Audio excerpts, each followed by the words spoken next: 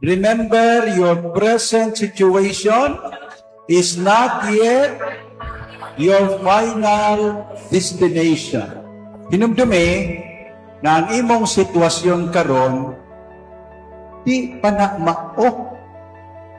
Amen? Di pa na mao. Abi ninyo nindot ni nga pahimangno nato. No? It will help us set our priorities right. Okay? So nindot ni nga pahimangno kay malimot manguta. Dagang higayon, malimot ta makaingon ta nga mauna ni. Wa na tay mapaabot pa. So, this is a good reminder. At the same time, it provides us with hope. Paglaom. Kini nga itong sitwasyon, di panimao.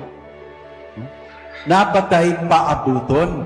So, katong mga naglisod karon, I'm sure naghaman na pa din hinong, ha? Wa pa mahilong na sa kinabuhi ba? Napa sa kahimtang nga malisod, hinaot, di mo mawad-an sa paglaom.